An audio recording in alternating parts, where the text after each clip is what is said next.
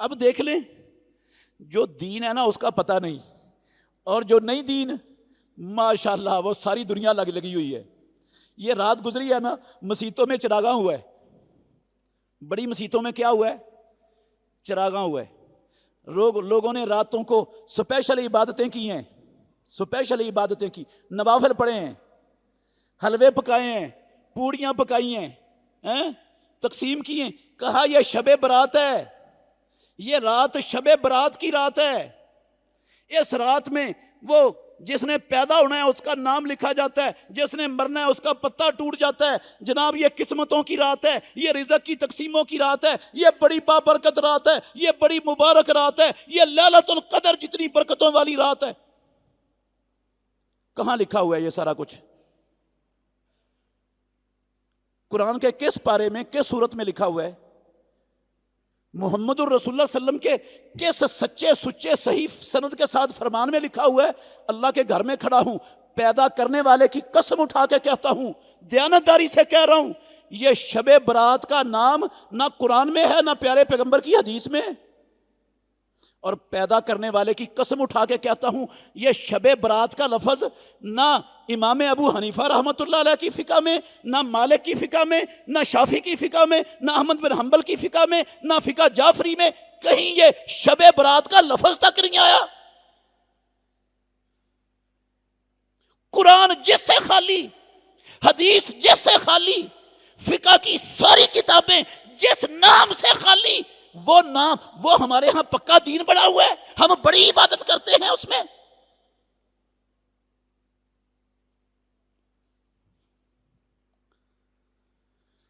محمد الرسول اللہ صلی اللہ علیہ وسلم، اللہ کے گھر میں کھڑا ہوں، امام الانبیاء محمد الرسول اللہ صلی اللہ علیہ وسلم نے پوری نبوی زندگی، کعبے کے رب کی قسم، پوری نبوی زندگی 15ویں شعبان کی رات کو نہ شب برات کہا، نہ آپ نے اس رات میں کوئی سپیشل جاگ کر عبادت کی، اور نہ اس دن کا سپیشل روزہ رکھنے کا کہا نہ رکھا، نہ صحابہ نے ایسا کیا۔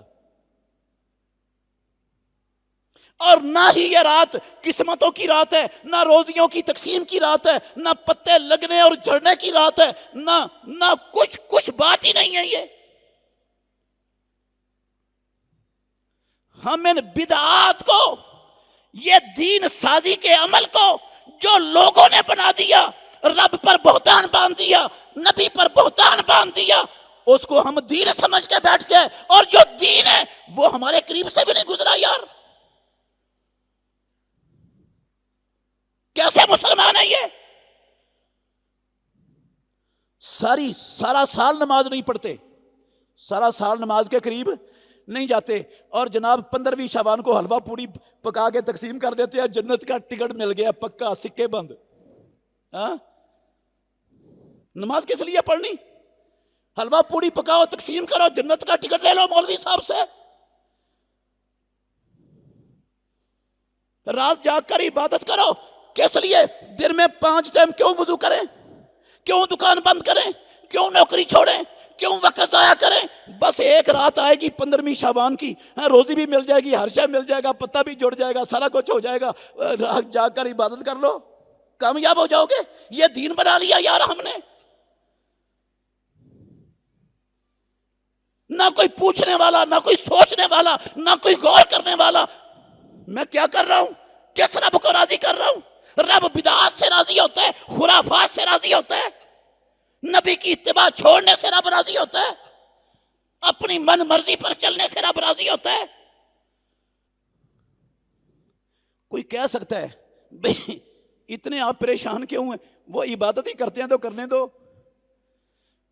بھئی جو عبادت محمد الرسول اللہ نے نہیں نہ کی، اللہ کی قسم وہ عبادت کرنا جھوٹ بولنے سے بھی بڑا گناہ ہے، جھوٹ بولنے سے بھی، شراب پینے سے بھی۔ اللہ کے گھر میں کھڑا ہوں، دیانتداری سے کہہ رہا ہوں، اللہ وجہ البصیرت کہہ رہا ہوں، شراب پینے سے بڑا گناہ ہے، شراب پینا چھوٹا گناہ ہے۔ آپ کہیں گے اتنی بڑی بات کہاں لکھا ہوا ہے؟ پیارے پیغمبر ہر خطبے میں پڑھتے تھے، ہر خطبہ جو دیتے تھے نا یہ لفظ پڑھتے تھے محمد الرسول اللہ صلی اللہ علیہ وسلم، فَإِنَّ خَيْرَ الْحَدِيثِ کتاب اللہ وَخَيْرَ الْحَدِيِّ حَدِيُّ مُحَمَّدٍ صلی اللہ علیہ وسلم، سب سے بہتر بات اللہ کی کتاب ہے، اور کائنات کے سارے طریقوں میں سے سب سے بہتر طریقہ محمد الرسول اللہ کا ہے۔ اور آگے کیا کہتے ہیں؟ فَإِنَّ كُلَّ مُحْدَثَةٍ بِدْعَةٍ، ہر جو اسلام کے اندر نیا کام ایجاد کیا ہے رب کو راضی کرنے کے لیے، جس کی دلیل قرآن میں نہیں، نبی کی سنت میں نہیں، فقہ میں نہیں، وہ بدعت ہے۔ کُلَّ مُحْدَثَةٍ بِدْعَةٍ وَكُلَّ بِدْعَةٍ ضَلَالَةٍ، اور ہر بدعت گمراہی ہے، اور ہر گمراہی جہنم میں لے جانے والی ہے۔ اس میں لفظ کیا پڑھتے تھے؟ اِنَّ شَرَّ الْأُمُورِ مُحْدَثَاتُهَا، شر الامور کا مطلب پتہ کیا ہے؟ شر، اس میں تفضیل کا صیغہ ہے، جتنے گندے کام ہیں ان گندے کاموں میں سے سب سے زیادہ گندا کام دین میں اضافہ کرنا ہے۔ شراب بھی گندا کام ہے، زنا بھی گندا کام ہے، دین میں اضافہ کرنا بھی گندا کام ہے، کیونکہ دین میں اضافہ کرنے کا مطلب ہے رب نے خیانت کی نعوذ باللہ، یا رب بھول گیا، یا نبی نے خیانت کی نعوذ باللہ۔ مجھے مولوی 14ویں صدی کے مولوی کو دین کا پتہ چل گیا کہ اس کام سے بھی رب راضی ہوتا ہے، یہ بھی کرنا چاہیے، یہ ان سے گندا کام ہے۔ شر الامور، جتنے گندے کام ہیں، گندے کاموں میں سے سب سے بدترین کام دین میں نیا کام ایجاد کرنا ہے۔